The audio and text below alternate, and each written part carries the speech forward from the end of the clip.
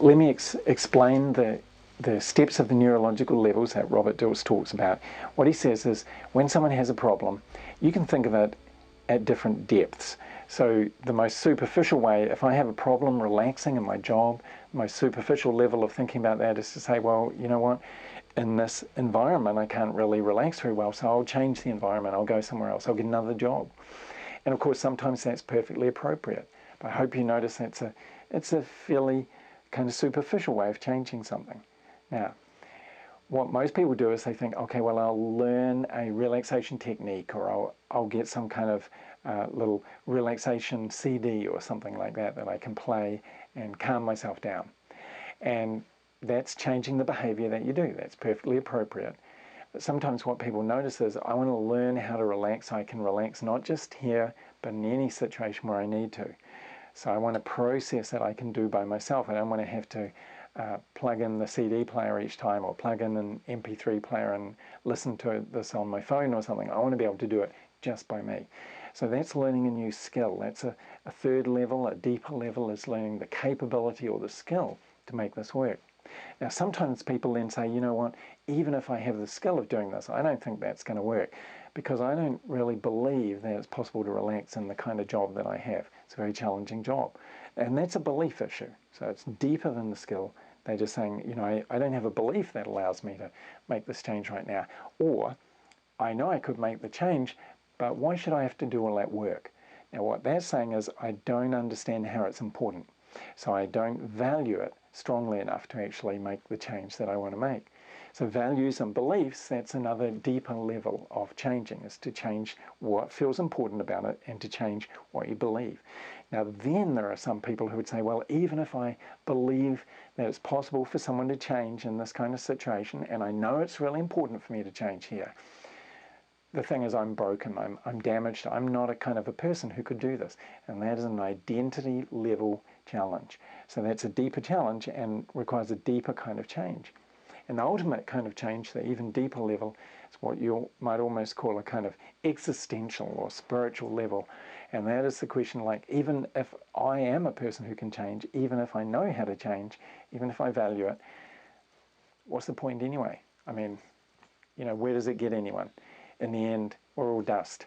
And so that is a question about, like, what's the fundamentals of why this change would be worth doing in a wider sense. Like, so what? It's that question. So you can call that a spiritual question, or you can call it a kind of a question of meaning that's behind getting change to work. So that's the kind of levels of this process that I'm going to take you through. Okay, so choose something that happens in a specific situation where you want to feel different, or you respond different, say things differently, act differently, do something different, think about different things. So here's what I'd like you to do.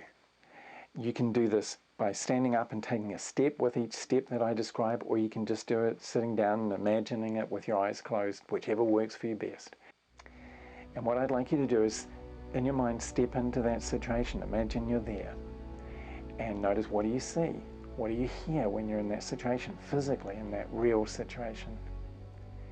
And as you listen to those things, as you see those things, notice, are you sitting down, are you standing up in that situation?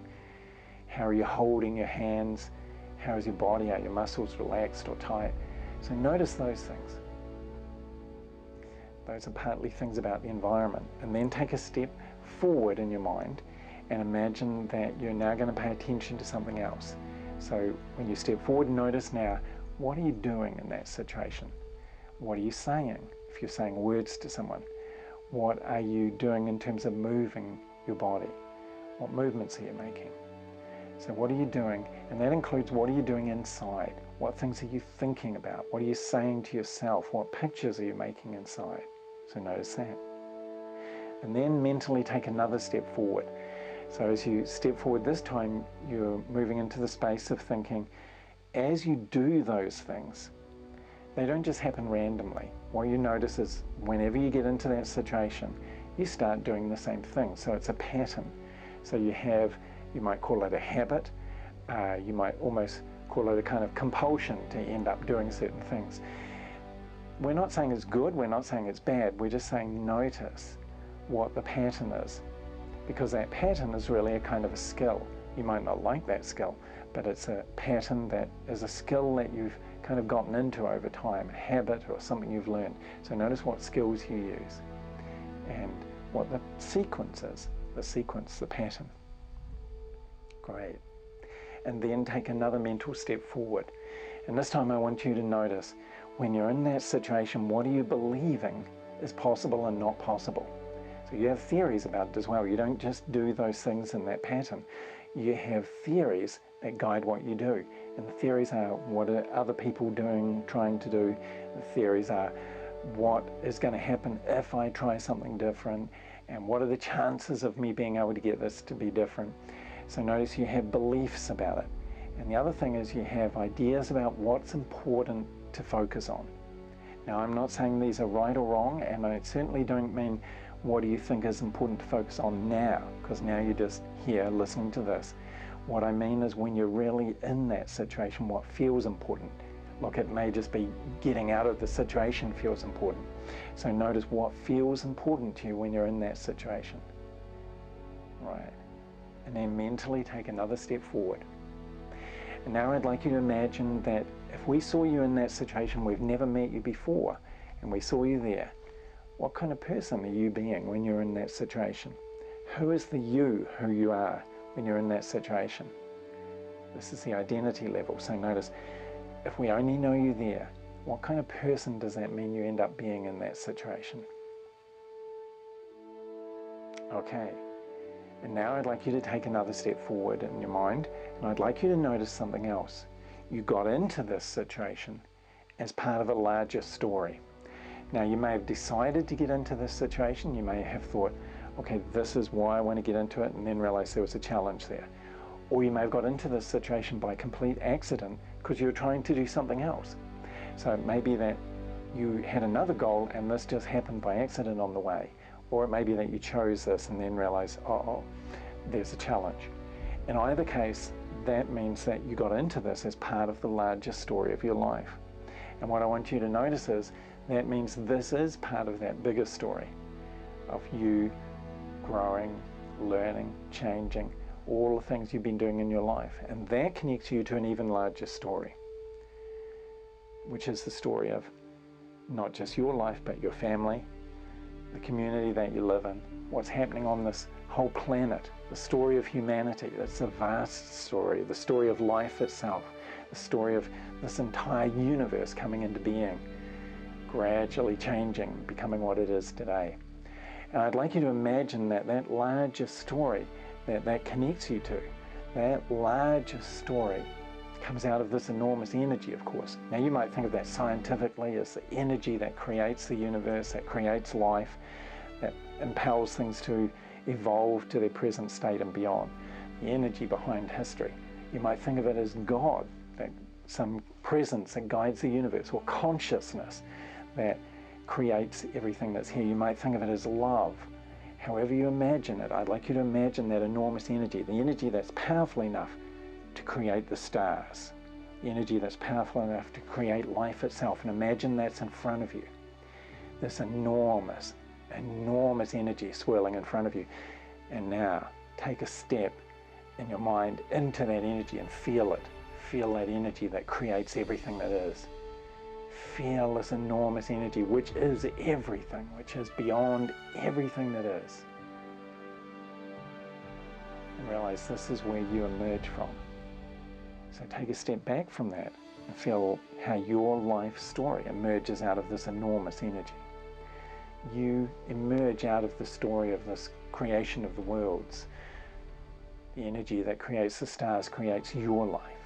And take a step back and realize that changes who you are. Even in that situation you were thinking of, it changes who you are.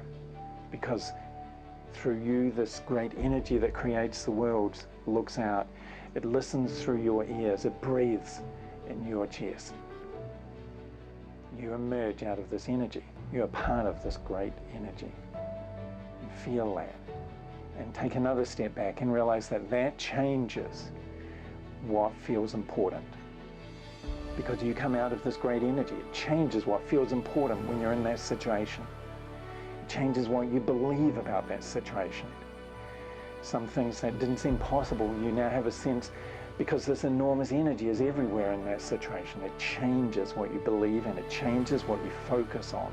Some of the things that you were thinking were the most important things may not even matter. And some of the things that you didn't even notice may be the most precious, the most important things in that whole situation. It changes what's important. It changes what you believe. And take another step back and realize that that changes what strategies, what skills, what capabilities you would choose to use. It changes what skills, because you've had all of this experience of life and you've seen other people doing all sorts of different things, using different skills and strategies, and it changes which of all of those choices you would make in this situation. Take another step back and realize that that changes every move you would make, every thought you would have, every word you would say is different as a result of feeling this vast energy breathing through you, changing what's important, changing what you believe, changing your choices. Every moment will be different. And take another step back and realize that changes the situation itself. It changes how it looks when you look around. It changes what you hear when you listen. It changes what you feel inside as you pay attention to your body in that situation now. That changes the situation itself. And now the situation is different when you think out into the future. Notice when you imagine going back into that situation, there are differences there. Something is different. And as you get a sense of how that makes it easier to go into that situation, you may almost have a sense of gratitude, of appreciation to that enormous energy that you're a part of, that looks and breathes through you. And knowing that, gently come back to being here in your body, where you are now.